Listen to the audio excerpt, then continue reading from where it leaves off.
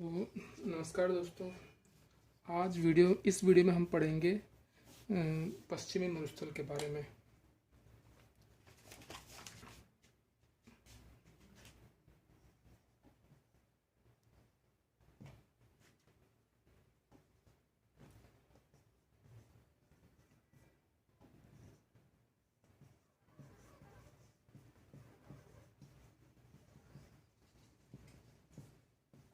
दोस्तों इस वीडियो में हम पढ़ेंगे उत्तरी पश्चिमी मरुस्थल के बारे में। सबसे पहले ये मरुस्थल कहाँ पर है, तो ये मरुस्थल राजस्थान के उत्तर पश्चिम में है और संपूर्ण राजस्थान से इसको एक 50 सेंटीमीटर समवर्षा रेखा इसको अलग करती है। समवर्षा रेखा ये लगभग राजस्थान के मध्य में से होकर गुजरती है। इसके पश्चिम में है हमारा उत्तरी पश्चिमी मरुस्थल। इसकी निम्न विशेषता, इस मरुस्थल की क्या क्या विशेषता है हम देखेंगे। सबसे पहले तो हम देखते हैं कि ये जो मरुस्थल है, थार का मरुस्थल, वो भारत और पाकिस्तान में दोनों में फैला हुआ है। भारत पाकिस्तान दोनों में कुल मिला के 2,09,000 किलोमीटर। इसका जो कुल क्षेत्रफल है थार के मरुस्थल का, भारत एवं पाकिस्तान में मिला के 2,09,000 है, जिसमें से ये राजस्थान में है हमारे 1,75,000 वर्ग किलोमीटर। इसमें से 1,75,000 वर्ग किलोमीटर ये राजस्थान में फैला हुआ है और ये राजस्थान के 12 जिलों में फैला हुआ है। 12 जिलों को कवर करता है। यानी कि देखा जाए तो थार के मरुस्थल का कुल मिला के 3/5 भाग राजस्थान में है। 3/5 भाग राजस्थान में है। और अगर राजस्थान की बात की जाए तो राजस्थान का 2/3 भाग मरुस्थलीय है। अगर थार के रेगिस्तान की बात की जाए भारत और पाकिस्तान में सब जगह मिला के, तो कुल रेगिस्तान का 3/5 भाग राजस्थान में है। एवं राजस्थान में बात की जाए राजस्थान के क्षेत्रफल की, तो उसके 2/3 भाग में मरुस्थल है। राजस्थान के कुल मिला के 61.11% क्षेत्र में ये फैला हुआ है और यहाँ पर राजस्थान की कुल मिला के 40% जनसंख्या निवास करती है। इसकी लंबाई, रेगिस्तान की लंबाई कुल मिला के 640 किलोमीटर है। इसकी जो लेंथ है वो 640 किलोमीटर है। और इसके अगर विड्थ की बात, चौड़ाई की बात की जाए तो वो लगभग 300 किलोमीटर है।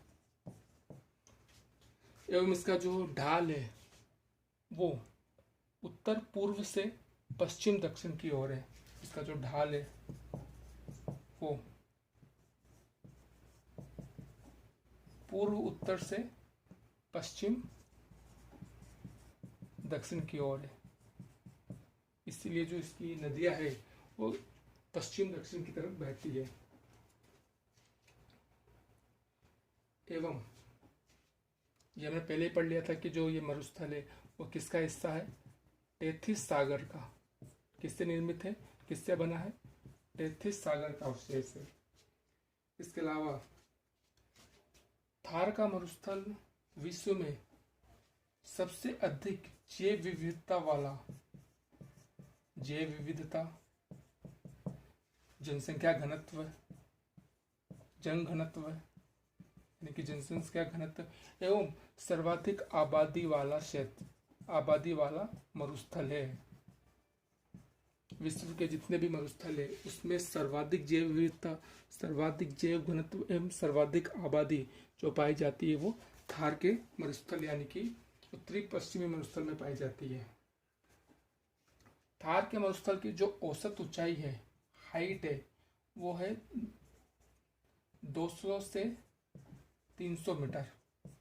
थार के मरुस्थल की जो औसत ऊंचाई है वो है 300 से 400 200 से 300 मीटर।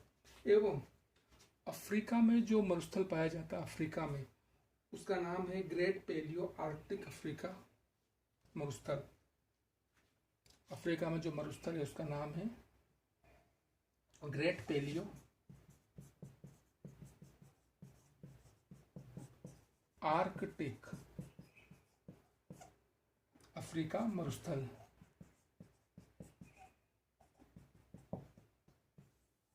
थार का मरुस्थल भी उसी का पूर्वी भाग है, यानी कि एक तरीके से उसी का हिस्सा, लेकिन उसका पूर्वी भाग है।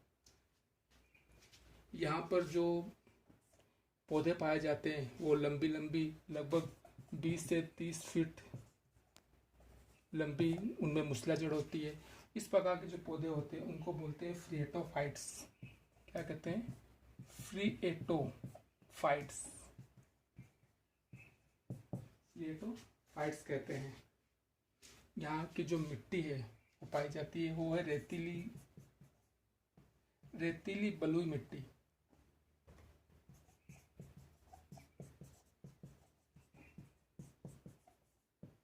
बलुई मिट्टी जिसको एंटीसोल भी कहते हैं।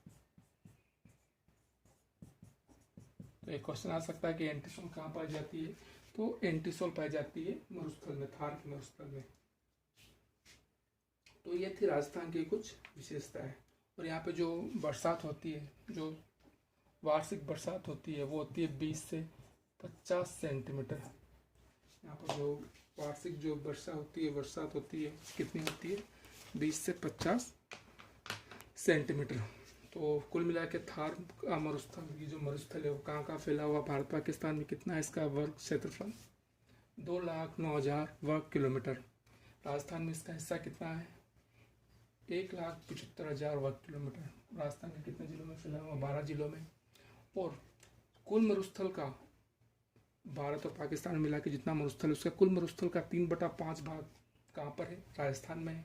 एवं राजस्थान की जितनी भूमि है, राजस्थान के कुल क्षेत्रफल का 2/3 ये मरुस्थल है। अगर हम राजस्थान के कुल क्षेत्रफल का देखें तो 61.11% क्षेत्रफल में मरुस्थल फैला हुआ है यहाँ। और यहाँ पर 40% जनसंख्या राजस्थान की निवास करती है। यहाँ पर जो पौधे पाए जाते हैं उनकी जड़ें काफ़ी लंबी होती है, 20 से 30 फीट। और ये जो इनको कहते हैं फ्रिएटोफाइट्स। इसकी जो लंबाई और चौड़ाई है मरुस्थल की 640 किलोमीटर एवं 300 किलोमीटर है। इसका जो ढाल है वो पूर्व उत्तर से पश्चिम दक्षिण की तरफ है। थार का रेगिस्तान, थार का मरुस्थल सर्वाधिक जैव विविधता वाला, सर्वाधिक जैव घनत्व वाला एवं सर्वाधिक आवृत्ति वाला मरुस्थल है। यहाँ की जो औसत ऊंचाई है 200 से 300 मीटर है। और अफ्रीका में पाए जाने वाले ग्रेट पैलियो आर्कटिक अफ्रीका मरुस्थल का ही ये पूर्वी हिस्सा है। और यहाँ पे जो मिट्टी पाई जाती है उसको रेतीली बलुई मिट्टी कहते हैं या फिर एंटीसोल। एवं राजस्थान में ये अरावली के पश्चिम में एवं 50 सेंटीमीटर समवर्षा रेखा के भी ये पश्चिम में है। इस मरुस्थल को वापस 2 भागों में बांटा गया है। किस आधार पर बांटा गया है? राजस्थान में से गुजरने वाली, इस मरुस्थल में से गुजरने वाली 25 सेंटीमीटर समवर्षा, 25 सेंटीमीटर समवर्षा रेखा, इस मरुस्थल को 2 भागों में बांटती है। एक जो भाग है वो है रेतीला शुष्क मैदान, एक जो इसका भाग है वो है रेतीला शुष्क मैदान।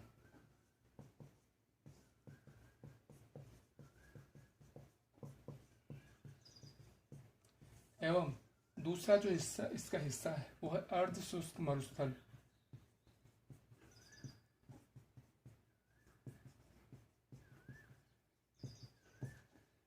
पच्चीस सेंटीमीटर समवर्षा रेखा के पश्चिम वाले भाग को हम कहते हैं रेतीला शुष्क मैदान। एवं उसके जो पूर्व में है, ये जो पूर्व वाला पूरा हिस्सा है इसको हम कहते हैं अर्ध शुष्क मरुस्थल। अर्ध शुष्क मरुस्थल 25 सेंटीमीटर समवर्षा के पूर्व में है एवं अरावली या फिर 50 सेंटीमीटर समवर्षा के पश्चिम में है। एवं अगर हम बात करें रेतीले शुष्क मैदान की तो ये 25 सेंटीमीटर समवर्षा रेखा के पश्चिम में स्थित है। अब हम बात करते हैं इसमें रेतीले शुष्क मैदान की। तो रेतीले शुष्क मैदान को भी पुनः दो भागों में बांटा गया है। एक तो बालू का स्तूप मुक्त, इसको भी दो भागों में बांटा गया है। एक तो जहां पर बालू का स्तूप यानी कि धोरे पाए जाते हैं उसके,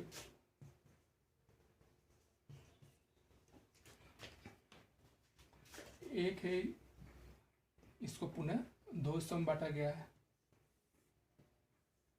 एक है बालू का स्तूप मुक्त प्रदेश, एवं दूसरा जो है वो है बालू का स्तूप युक्त प्रदेश।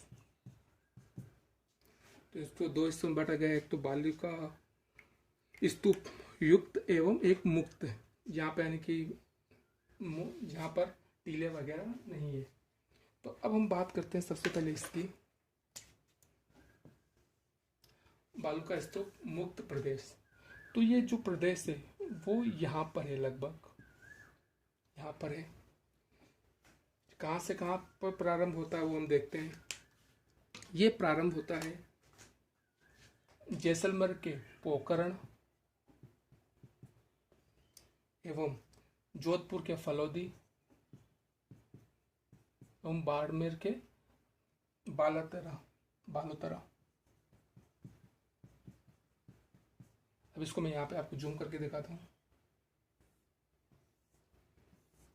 पोखरण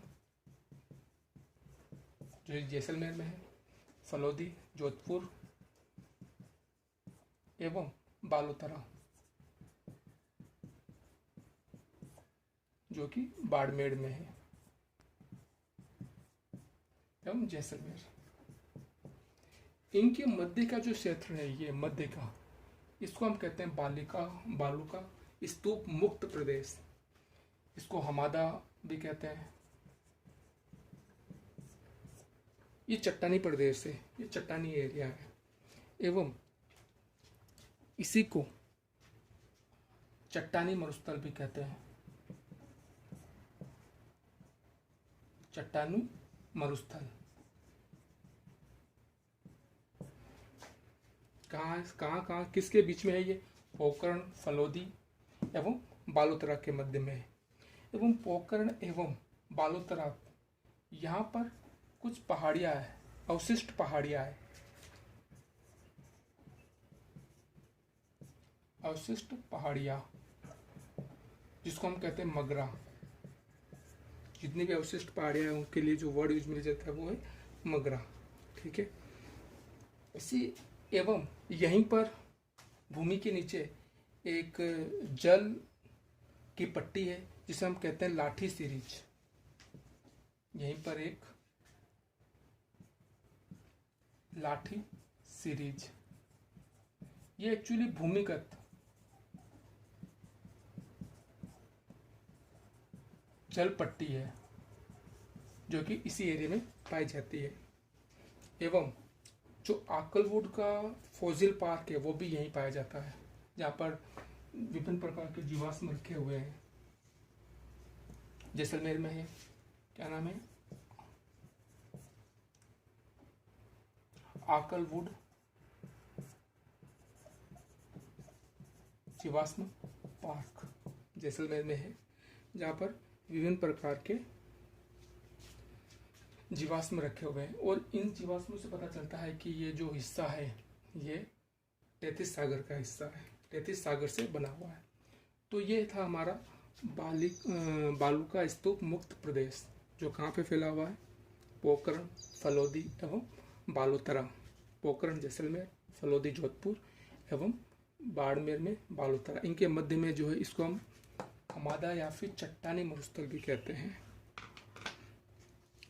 अब हम बात करते हैं बालू का स्तूप युक्त प्रदेश की।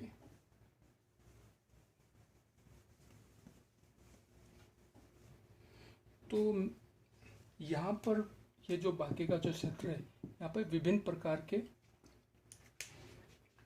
प्रकार के टीले वगैरह पाए जाते हैं, जैसे हम बोल सकते हैं धोरे, स्तूप पाए जाते हैं, बालू के स्तूप पाए जाते हैं। ये कई प्रकार के होते हैं। इनमें से कुछ मुख्य हम देखते हैं कौन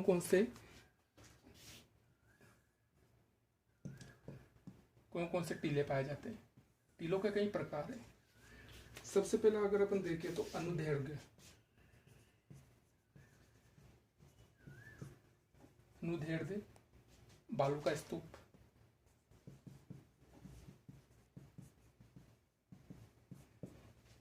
इनको पवन अनुवर्ती भी कहते हैं।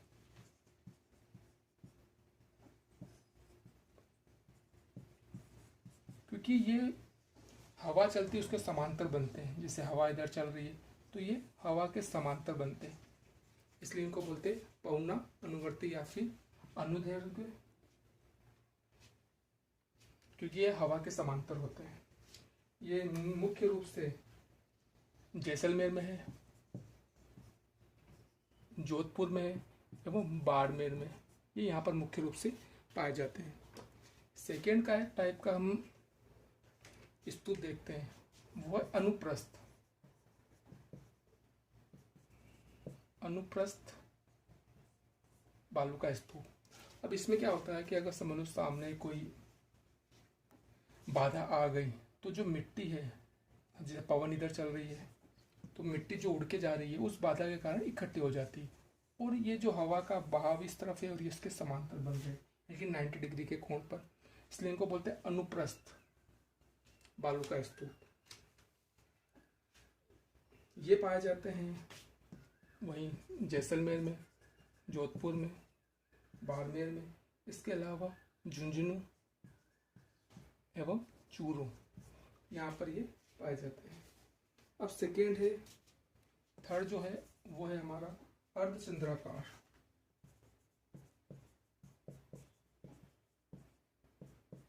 अर्धचंद्राकार, इनको बरखान भी कहते हैं। बरखान बालू का स्तूप भी कहते हैं। और चूरू का भालेरी गांव,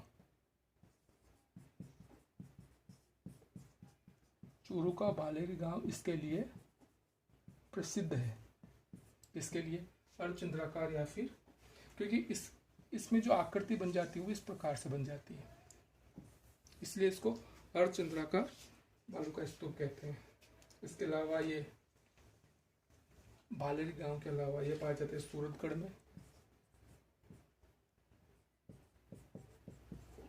और सूरतगढ़ के अलावा ये पाए जाते हैं लूणकरणसर।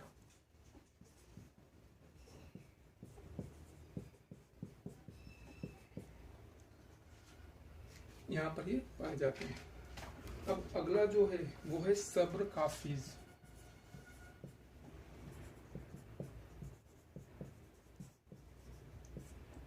अब इसमें क्या होता है कि जैसे दोस्तों की ये झाड़ियाँ हैं, छोटी छोटी झाड़ियाँ हैं, इनके जड़ों के आसपास मिट्टी जम जाती है, मिट्टी आके इकट्ठा हो जाती है।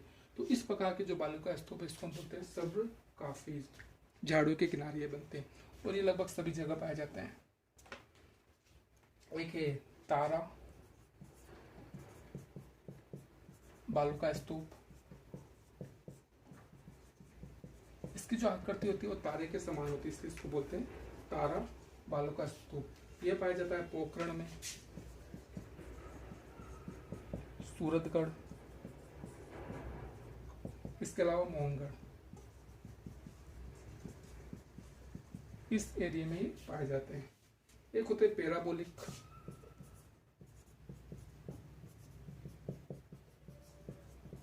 पैराबोलिक बालू का स्तूप, ये इस प्रकार से होते हैं, इसलिए इनको पैराबोलिक कहते हैं। ये भी लगभग सब जगह पाए जाते हैं। और सातवां और जो अंतिम है वो है नेटवर्क। नेटवर्क बालू का स्तूप, ये हनुमानगढ़,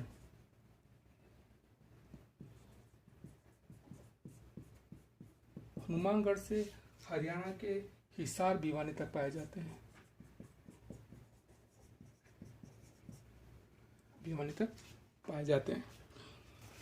तो देखा दोस्तों, तो अब हम एक बार देख लेते हैं उत्तर पश्चिम मरुस्थल कहाँ पर है ये? हिमालय के पश्चिम में एवं 50 सेंटीमीटर समवर्षा रेखा के पश्चिम में है। अब इस मरुस्थल को भी, पश्चिमी मरुस्थल को भी 25 सेंटीमीटर समवर्षा रेखा, 25 सेंटीमीटर की समवर्षा रेखा दो हिस्सों में बांटती है। एक तो बांटती है रेतीला शुष्क मैदान एवं एक है अर्ध शुष्क मरुस्थल।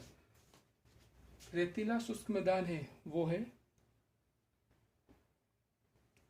25 सेंटीमीटर समवर्षा रेखा के पश्चिम में।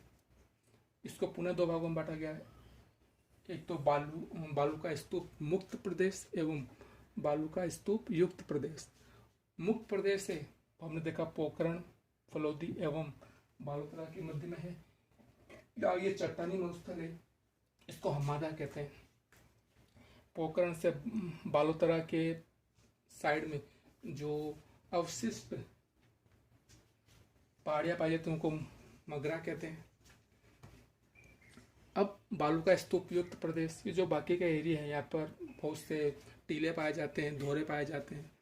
तो ये कई प्रकार के होते हैं: अनुदैर्घ्य, अनुप्रस्थ, अर्धचंद्राकार, सब्र, काफिज, तारा, बालू का स्तूप, पैराबोलिक एवं नेटवर्क बालू का स्तूप, नेटवर्क बालू का स्तूप। तो ये हो गया हमारा रेतीला शुष्क मैदान। अब हम पढ़ेंगे ये वाला जो हिस्सा है मरुस्थल का, इसको हम कहते हैं अर्ध शुष्क मरुस्थल। अब हम इसके बारे में अध्ययन करेंगे। अब हम बात करते हैं नागौर उच्च भूमि की। नागौर उच्च भूमि मुख्यतः नागौर का ही पार्ट है, यह नागौर में मुख्य रूप से है। यहाँ की भूमि में लवण की मात्रा अधिक है। लवण अर्थात सोडियम क्लोराइड की मात्रा अधिक है, जिसके कारण यहाँ की ज़मीन जो है वो बंजर है, बंजर ज़मीन है यहाँ की। एवं यहाँ पर सबसे सर्वाधिक खारे पानी की झीलें यहीं पर पाई जाती है, जैसे सांभर, कुचामन एवं डिडवाना। ये सारी झीलें यहीं पाई जाती है जो सबसे खारे पानी की झीलें हैं। एवं यहाँ पर नमक का उत्पादन जिस विधि के द्वारा किया जाता है उसको कहते हैं केशिकात्व। इसमें पानी भूमि से ऊपर आता है। इस विधि के द्वारा यहाँ पर नमक का उत्पादन होता है। इसके अतिरिक्त नागौर और अजमेर के मध्य में जो भूमिगत पानी है वहाँ पर फ्लोराइड की बहुत अधिक मात्रा है। फ्लोराइड की अत्यधिक मात्रा है, जिसके कारण वहाँ के लोगों में फ्लोरोसिस नामक रोग हो जाता है। फ्लोरोसिस नामक रोग हो जाता है। इस रोग में दांत कमज़ोर हो जाते हैं, दांतों का कमज़ोर होना, दांतों का पीला होना। इसके अतिरिक्त हड्डियों का टेढ़ा होना, टेढ़ापन आना, हड्डियों में टेढ़ापन आ जाता है, जिसके कारण ये यहाँ के जो इस रोग में इंसान झुक जाता है एवं उसमें कुब्बड़ निकल जाता है, कुब्बड़ निकल आता है। इसी कारण से ये जो नागौर एवं अजमेर के मध्य का जो ये है, जहाँ पर ये रोग अत्यधिक होता है, इसको कहते हैं कुब्बड़ पट्टी। इसका एक और नाम है बाका पट्टी। ये किस कारण से होता है? नागौर एवं अजमेर के मध्य में जो बीच में जो भूमिगत जल है उसमें फ्लोराइड की मात्रा अत्यधिक है। कितनी है? 10 ppm से अधिक है,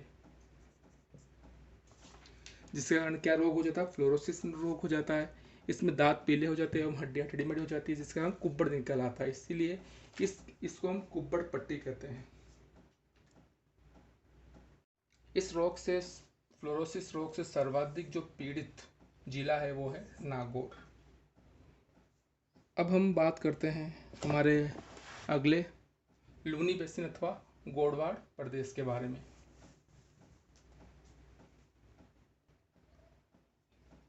तो लूनी बेसिन अथवा गोडवान प्रदेश, ये जो फोर्थ लास्ट में जो बचा हुआ है ये यही है। ये मुख्यतः 4 जिलों में है: जोधपुर, जालोर, पाली एवं बाड़मेर। ये मुख्यतः लूनी नदी का बेसिन है, लूनी नदी का प्रवाह क्षेत्र है। लूनी नदी अजमेर में नाग पहाड़ से निकलती है। अजमेर के नाग पहाड़ से निकलकर नागौर होकर, नागौर से पाली, पाली से जोधपुर, जोधपुर से बाड़मेर एवं अंत में जालोर होते हुए कच्छ के रण में विलुप्त हो जाती है। कच्छ के रण में विलुप्त हो जाती है।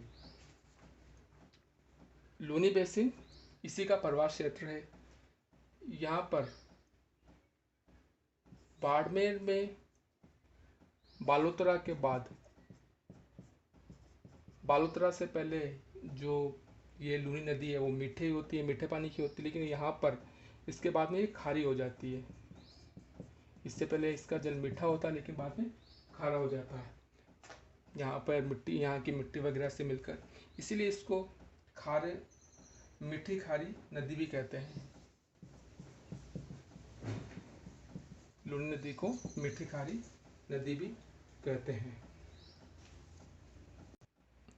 तो दोस्तों, इस प्रकार से हमारा जो उत्तरी पश्चिमी मरुस्थल है उस पूरा हो गया।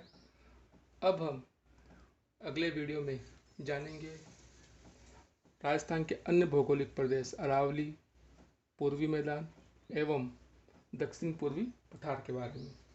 तो यदि आपने अभी तक हमारे चैनल को सब्सक्राइब नहीं किया तो सब्सक्राइब कर दीजिए एवं वीडियो को लाइक ज़रूर करें। Thank you very much.